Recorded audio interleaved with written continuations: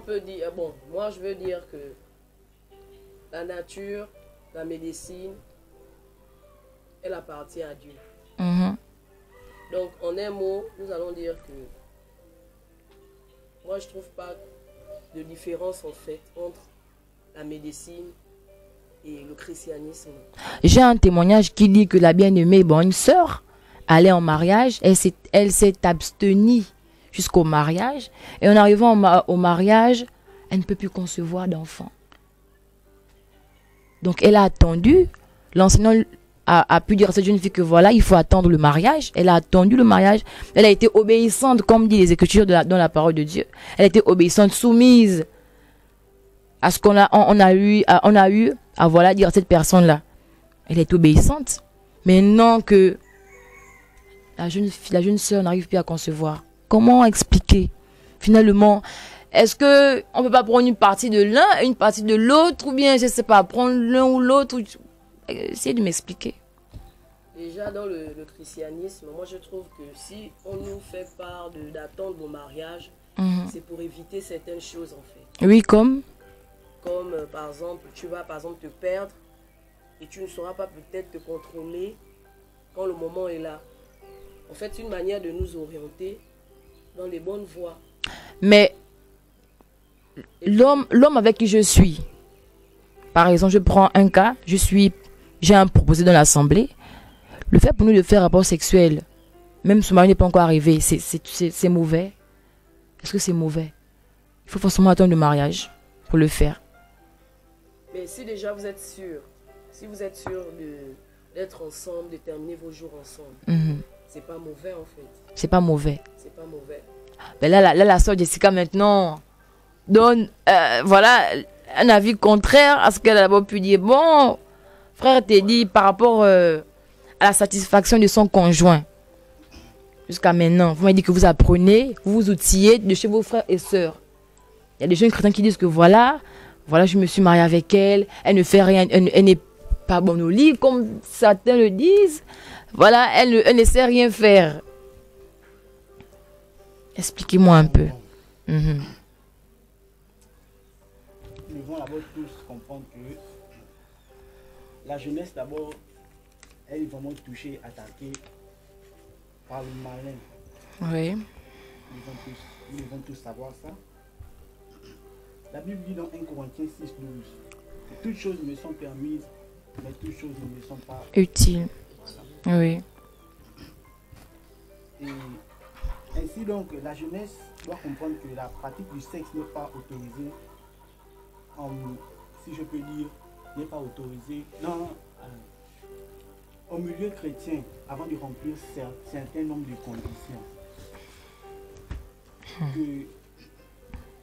Les conditions dont je parle peut-être, c'est le mariage. Que on peut pas, comme je pouvais d'abord dire que si j'ai entretenu un rapport sexuel avec une fille,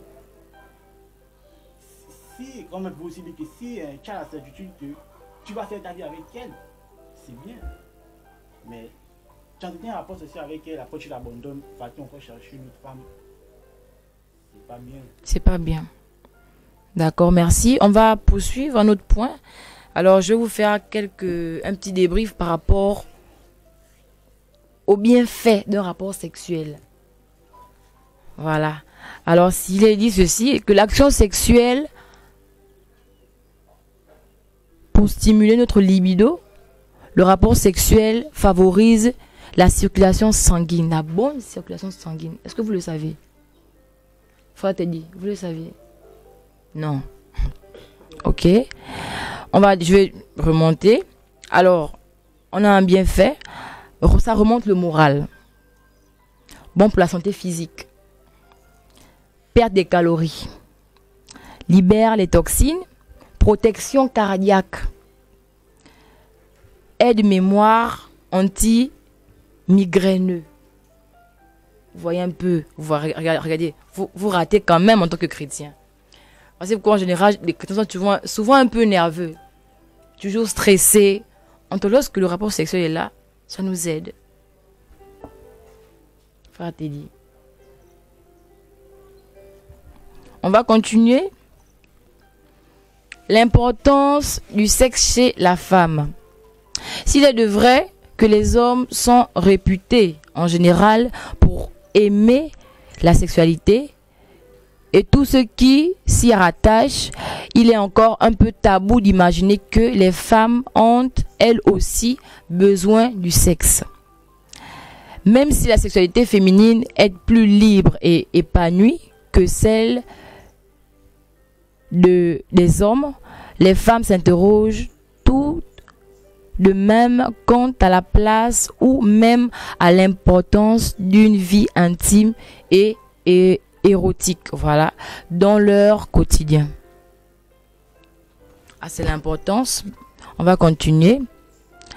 Mais d'abord, j'ai envie de poser une question. Est-ce que la masturbation est un péché? Frère Teddy. Pour moi, la masturbation, c'est un péché pour moi. Ça, même oui. le fait de regarder les films pornographiques, c'est un péché. Et ça, même ça, si je peux dire ça, même aussi à la masturbation. Parce que tu plonges tes pensées dans des choses perverses. La parole de Dieu dit dans Proverbe 3:32 que car Dieu en a horreur des hommes pervers, mais il est un homme bon pour les hommes, mais il est un ami pour les hommes droits. Donc pour moi, selon moi, la masturbation est un péché. C'est un péché. D'accord, bon, je prends le cas, je vais prendre un exemple pour pousser un peu le champ de votre réflexion assez lointaine. Un jeune frère dont je connais le nom et je vais taire. Voilà, je suis allée la petite histoire à l'hôpital Égypto. Et là, on m'a fait comprendre que il y avait une personne qui avait un problème de santé. Et de là, pour pouvoir amener sa santé à être bonne, il fallait qu'il fasse un examen. Et l'examen là consistait à aller se masturber afin de voir si le sperme, c'est dans les spermatozoïdes, se déplaçait, migrait, enfin les choses de médecin là. Et le frère chrétien est allé faire la masturbation, aller créer un désir pour pouvoir libérer, afin de pouvoir faire les analyses pour sa santé qui était mal en point. Comment expliquez-vous cela, frère Teddy? Vous dites que c'est un péché. Cet homme-là était un jeune. Mais pour sa santé, il s'est masturbé à l'hôpital. Pour sa santé qui était mauvaise. Pourtant, il y a cet esprit en lui. Déjà même, un pasteur a eu à faire un témoignage disant qu'il y avait un jeune homme qui se noyait. Et c'est comme ça. Le jeune cherchait du secours. Il a eu à demander de l'aide. On l'a apporté l'échelle parce qu'il était dans un, je crois, un puits ou bien une rivière comme ça. Il a eu à demander de l'aide. On l'a apporté l'échelle. Il a refusé. On l'a apporté un fil. Il a refusé. On l'a apporté beaucoup de choses pour pouvoir l'aider à s'en sortir de là où il était. Il a refusé. Il a dit non, moi j'attends que mon Dieu me sauve. Et il est mort. Parce qu'à un moment donné, la rivière, je crois, voilà, prenait de l'ampleur. Il est mort. Il arrive au paradis. Il demande à Dieu, mais Seigneur, je t'ai demandé du secours. Pourquoi tu ne m'as pas secouru? Et voilà l'Éternel Dieu qui dit, mais mon fils bien-aimé, je t'ai envoyé beaucoup de choses pour pouvoir te sortir de là. Tu as refusé. Et ainsi tu es mort.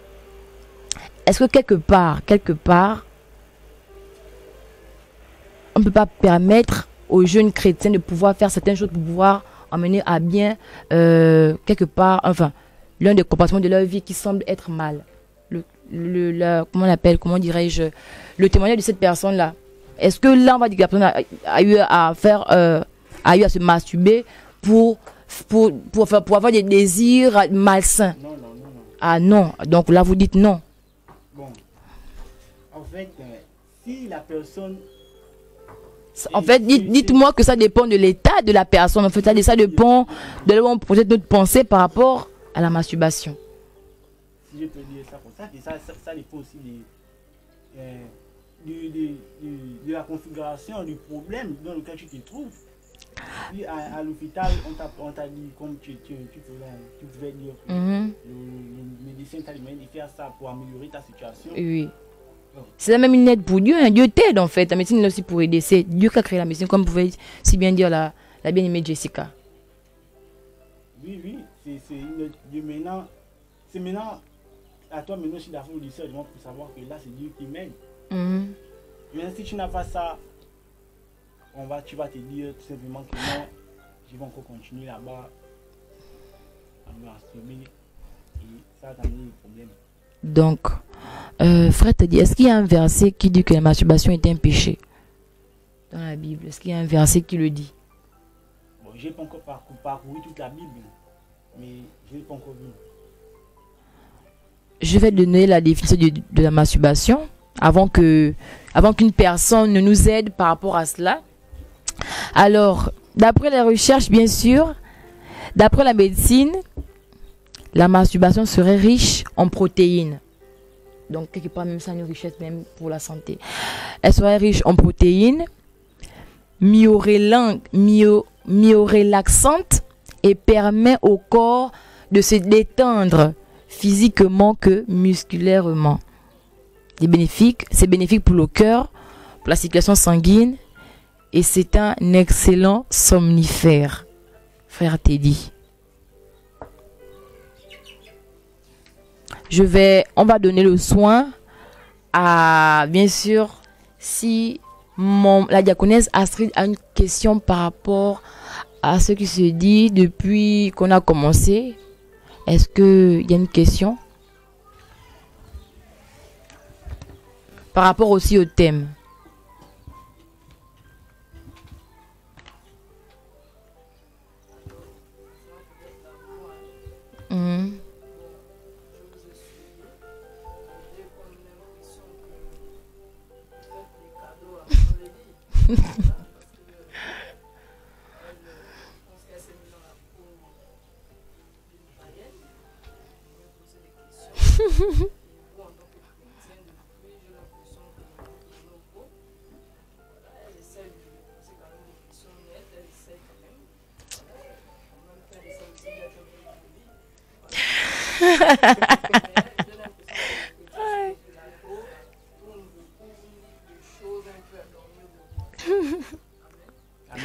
Amen.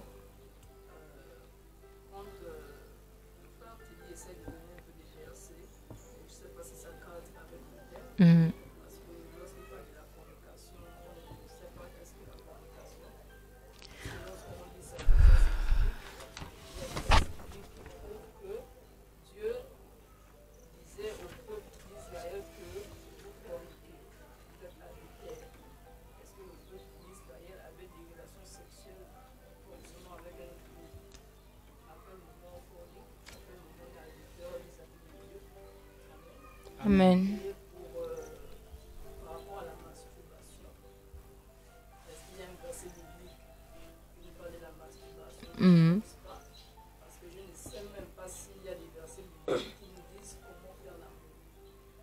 Amen.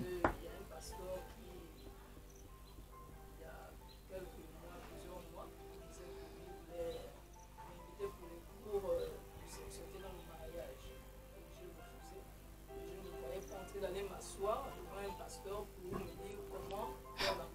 je ne sais pas si même, quand on lit même Adam et Ève, on ne nous dit pas comment Adam et Ève, Dieu n'est pas allé jusqu'à ce point-là. Je ne sais pas si même Dieu leur a dit comment faire l'amour. Je ne pense pas que ce soit écrit. Mais sauf qu'on a des versets bibliques qui nous parlent de l'impudicité. Oui. On devrait savoir qu'est-ce que l'impudicité. Il y a des versets bibliques qui nous disent qu'on ne doit pas trouver de l'impudicité sur le lit conjugal, par exemple. Et puis on se demande si même dans le mariage, est-ce qu'il y a de l'impudicité? Est-ce que lorsqu'on est marié, on est permis de tout? Voilà, ce sont ces genres de questions peut-être qu'on peut se poser. Mais en temps normal, les questions que les livres posent, jusqu'à présent, s'il y a des gens qui suivent, je ne sais pas ce qu'on va retenir de sortir. On a l'impression que les bien-aimés sur le plateau ils sont carapaces en fait. Ils ne veulent pas parler assez ouvertement. Ouais.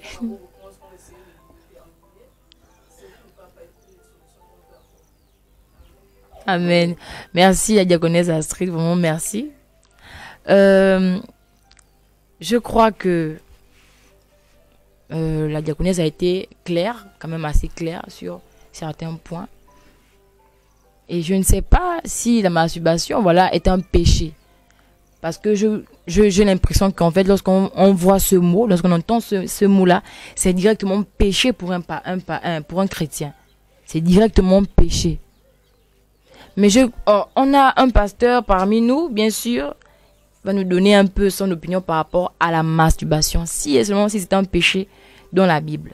Le pasteur, le docteur Chris Gamaliel va nous répondre un peu. Non par rapport à la masturbation, est-ce que c'est un péché dans la Bible? Est-ce que c'est péché? Parce que les jeunes chrétiens disent que c'est péché. Donc peut-être à ce moment, ils ne savent pas. Donc on aimerait avoir un élément de réponse. Le frère?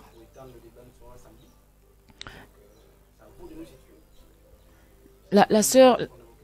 Ok, la sœur Jessica, est-ce que selon vous c'est un péché? Déjà, je veux dire, si déjà la Bible qui nous édifie, la Bible, un livre où on est censé se rabattre et puis être enseigné, il n'y a aucun passage qui nous montre que c'est un péché. Donc, moi je me dis tout simplement que je ne pense pas. Ne pensez pas. D'accord. Ok, la sœur Sharon, parlez-moi un peu des conséquences négatives lorsqu'une personne, voilà, un humain, ne fait pas de rapports sexuels. Est-ce qu'il y a des conséquences d'abord selon vous? Oui, il y a des conséquences. Oui, vous pouvez expliciter vos dires. Si c'est une femme, je crois qu'elle ne peut pas avoir d'enfant. Elle peut avoir une maladie, plusieurs maladies, elle ne peut pas avoir d'enfant, elle ne peut plus, comment dirais-je, elle peut avoir des gens comme, si bien la peine de dire, peut avoir le kyste, machin, d'autres maladies en fait, des maladies qui provoquent des choses qu'en fait que lorsque tu penses à un médecin, on va te dire que non, c'est parce que tu n'as pas eu des rapports sexuels. Mais la sœur Sharon dit là qu'il y a des conséquences lorsqu'on ne fait pas un rapport sexuel. Mais maintenant, vous qui vous abstenez là, les chrétiens, est-ce que vous n'êtes pas appelés à voir ces genre des choses que vous citez là, à la langue? Si on peut avoir ça. Mais donc apparemment, en fait, vous voulez avoir ça? Non, c'est pas qu'on veut avoir ça, mais c'est justement que c'est... Mais si vous dites que il y a des conséquences lorsqu'on ne fait pas un rapport sexuel, et que vous abstenez peut-être, bon, le mariage peut peut-être arriver à 25 ans, et si ça arrive à 45 ans, donc vous êtes tous, en fait, pendant tout ce temps-là, vous allez vous abstenir et être malade. Oui, la sœur Jessica, je ne sais pas. Donc vous vous abstenez tout en sachant que vous serez quelque part malade. C'est pas que on refuse, mais il faut comprendre ceci parce que le chrétien, tu vois, le chrétien, quand il écoute, en fait, des choses comme ça, lui, il s'est dit que peut-être qu'il pêche. Oh non, c'est bon pour sa santé. Par contre, le païen, lui, il ne réfléchit pas. Amen. Ah, mais je ne vais pas les traits, vraiment, c'est important, hein. Oui, la sœur Jessica. Je me dis aussi que on va pas aussi aller se jeter partout parce que notre santé en dépend. Mais en fait, c'est un peu ça. On va pas aussi bon, mais si vous ne vous jetez pas, mais vous serez malade. Non. Pas forcément. Dieu est au contrôle. Mais le chrétien avec le païen. Par contre, parce que lui, le païen, lui, il le fait sans réfléchir. Que le chrétien, lui, dans sa tête, il dit, si je fais peut-être que Dieu va peut-être me faire quelque chose. Bon. Il y a un pasteur qui a prêché en disant ceci, que lorsque tu es seul, reste seul. Mais quand tu viens avec lorsque tu viens avec une proposée ou un proposé, tu restes avec lui. Mais quand ils restent ensemble là, forcément ils vont avoir des rapports sexuels, n'est-ce pas? Alors, là, vous parlez d'un chrétien qui est déjà marié ou bien... Non, c'est un proposé, c'est voilà, pasteur, j'ai un ami, voilà, on est ensemble depuis. Mais comme Dieu dit qu'on ne sépare pas, laisse-les venir comme ils sont. C'est maintenant lorsqu'ils viennent à Dieu, qu'on voilà, on montre voilà, en tant que chrétien, voilà, vous êtes ensemble, voilà ce qu'il faut faire, voilà ce qu'il ne faut pas faire. Ah, 2 cas. Frère Teddy, dites-moi un peu. Donc, vous vous abstenez, tout en sachant que vous serez malade demain après-demain. Ou bien, voilà, le Saint-Esprit est là. Hein. Il va nous protéger, comme on dit si bien. Il va nous guérir, il va nous épargner. Ah, mais il y a enfin, je sais pas, il y a des témoignages qui disent... Voilà, je sais pas, il y a des témoignages qui disent que voilà, elle est chrétienne, mais stérile. Et tu fais comment? Là, je peux même dire que là, c'est la religion qui a eu à tuer la pauvre sœur, qui a tué le frère. Voilà, la sœur ou le frère, je dis, est stérile à cause de la religion chrétienne. Mais comment expliquer, frère Teddy? Comment faire? C'est vrai, c'est que vous dites, mais quand on a accepté le Seigneur, on connaît pourquoi on l'a accepté. Oui. On doit savoir qu'il y aura des hauts et des bas. Ce n'est pas tout le temps facile. C'est pas parce qu'on est chrétien que on va se dire que parce que je suis chrétien, que rien ne pourra m'arriver. Ah, il y a aussi, comme quelqu'un pouvait dire qu'il faut aussi aller à l'hôpital pour essayer de faire des tests, pour voir ce qui va, pour voir ce qui ne va pas. Bah maintenant, quand on va faire des tests pour voir ce qui va, qui ne va pas là, quand on voit des choses qui ne vont pas, on fait comment? Ah, mais quand ça ne va pas, tu as fait le test, tu as vu que c'est comme ça, c'est comme ça. Maintenant, tu as fait ta part, maintenant tu pries. Tu pardonnes aussi. Oui. Tu pries, tu demandes Et lorsque tu pries là, il va te dire, mon fils, pour t'aider, fais ça, fais le rapport. Tu vas faire comment? Mais vous-même, vous dites qu'il va me dire que mon fils, pour t'aider, fais ça. Ah. Ah, là, vous allez partir. Mais lui-même, il me dit que va. Tu vas t'aider. Ah. Tu vas faire. Ah là, on va te faire. Là.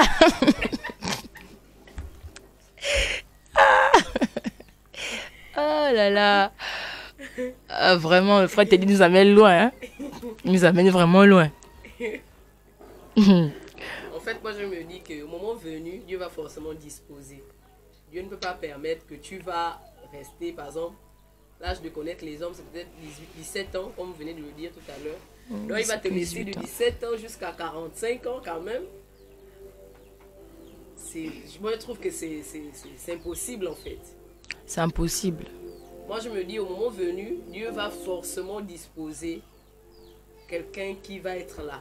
Sauf si toi-même, maintenant, après, tu te dis, bon, moi, je ne suis pas prête, ou bien que je ne suis pas encore là-dedans, ou bien machin. Peut-être dans ce sens, en fait. Je sais pas. Quand on a commencé, je lui ai posé la question, comment est-ce que vous gérez vos désirs, vos pulsions, vos sensations? Comment est-ce que vous faites ça? C'est pas que ce n'était pas en vain. Donc tu vas faire par exemple de 17 ans, bien de 15 ans jusqu'à 40 ans, 45 ans. Tu as des désirs, mais tu ne les combles pas à cause de la religion. Donc, vous allez attendre jusqu'à 45 ans pour pouvoir le faire. Non, non. Il va toujours disposer.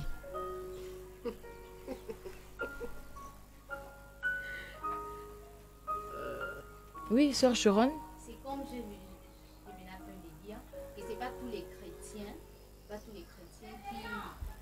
qui font qui disent que non, que je ne peux pas avoir les rapports sexuels parce que je suis chrétien. Quand je venais à peine de dire que